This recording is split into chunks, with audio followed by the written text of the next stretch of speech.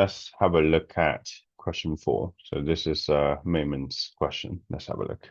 So a ramp AB of length 8 meter and mass 20 kg rests in equilibrium with the end A on rough horizontal ground. So if it's on rough horizontal ground, so first that'll be a normal reaction which is perpendicular to the ground, so RA.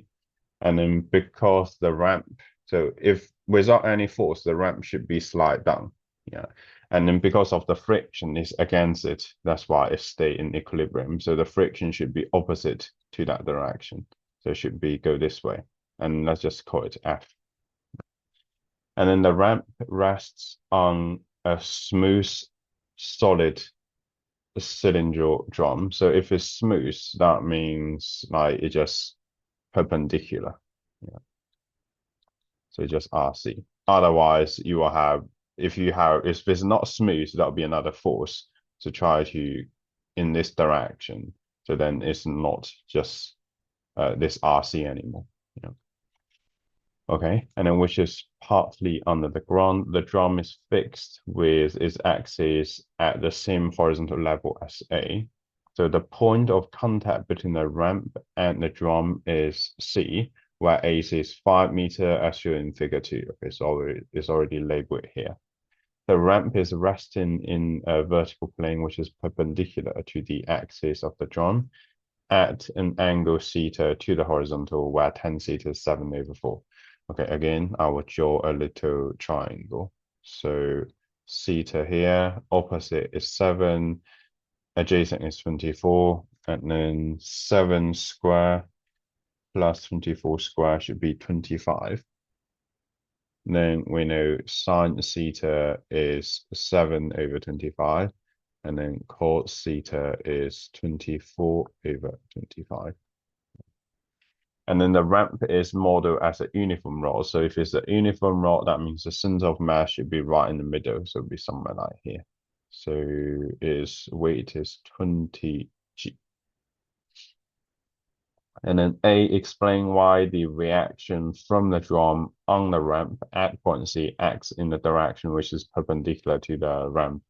This is just simply because the drum is smooth. So smooth means no friction, so there'll be no force in that direction. Yeah. So then it has to be just this one. That's why it's perpendicular. Yeah. Otherwise, it could be in like any of those directions.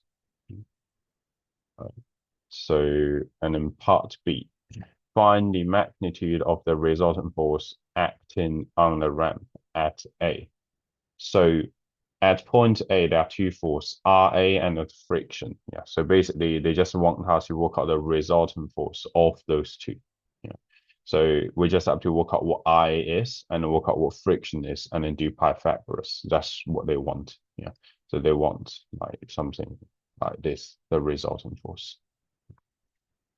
Okay, to work out this question, because there are three unknowns. We don't know RA, we don't know friction, and we don't know RC. There are three unknowns. So, like before, we always take moments at point A first, because point A is same line as RA and also on the same line as friction. So the moments for those two forces at point A should be equal to 0. So which means we only need to deal with 20G and RC. So it's only one unknown, RC. So we can use that to work out RC first. So clockwise equal to anti-clockwise. So clockwise will be 20G. So 20G times by the shortest distance. So the shortest distance from point A to 20G should be this one, because shorter distance is a perpendicular distance. Clearly, those two lines are perpendicular. So that would be the shorter distance. And then don't forget 20G is right in the middle. So this will be 4 meter. So that means the shorter distance should just be 4 times by that's adjacent. So 4 times by cos theta. And that's equal to the anti-clockwise moments. So RC times by the shorter distance. So shorter distance from point A to RC is just this length, because those normal reaction is perpendicular to the plane AB. So their length is just 5. then we can work out RC is equal to 20g times by 4 times by cos theta, which is 24/25. And you just divide by 5 for both sides. And then put in the calculator.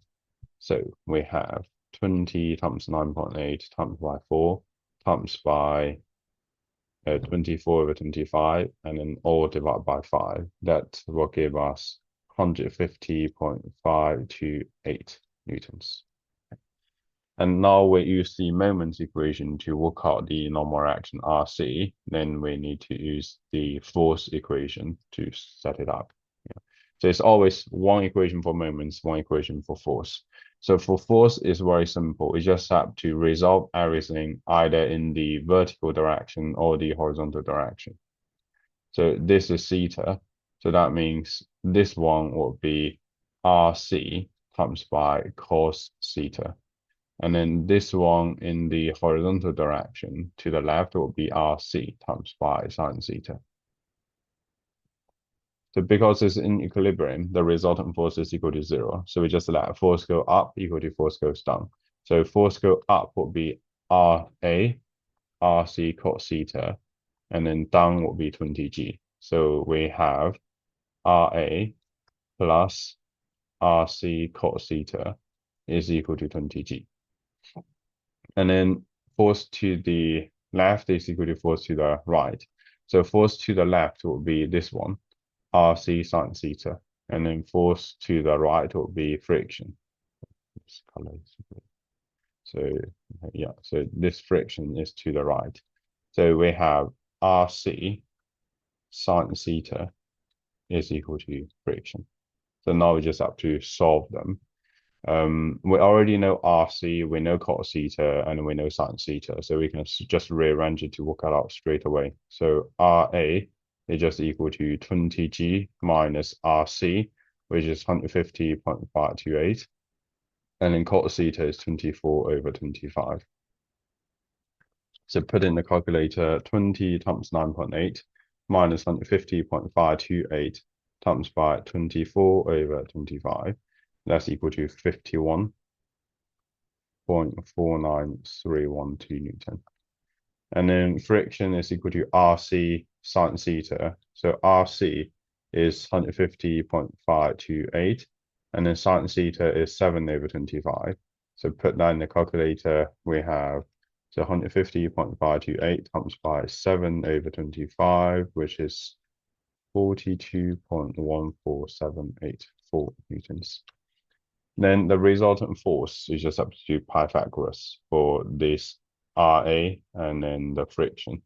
So square root of 51.49321 square, and then plus 42.14 and all that square. So you can save those two values in the calculator. And if we put it in, so square root of 51.49312 square plus 42.14 and all that square. And square rooted, we have 66.543. We can just round it to 66.5 newtons. Then that will be the answer for part B. Okay, and then let's have a look at part C. The ramp is still in equilibrium in the position showing in figure 2, but the ramp is now modeled as spin is not now modeled as spin uniform. So it's not uniform anymore. So that means the center of mass is not in the middle. And then given that the center of mass of the ramp is assumed to be closer to A than B. Okay, so it's more to the this side. Yeah, the center of mass. And then states how this would affect the magnitude of the normal reaction between the ramp and the drum at C. So if it's still in equilibrium and nothing else changed, so only the center of mass is in a different position close to A, so that means the equation should be exactly the same as before. So it's still 20g times by 4 cos theta equal to RC times by 5. It just, the only difference is the distance is not 4 cos theta anymore. Yeah. because before the shorter distance is this length, and it's because the center of mass is right in the middle, so it's 4 cos theta. And now the center of mass is more closer to A, so that means like if it's in this position, then this would be the shorter distance. Yeah. So we should use whatever that length is times by cos theta. But clearly it has to be a number which is less than 4. So it's shorter. Yeah. So if this number is smaller than 4, then RC will be smaller than before because all other numbers stay the same. So we just say it will decrease. That's all. Thank you for watching the video. If you have any questions, you can leave some comment. And then if you find the video helpful, please like it and subscribe it.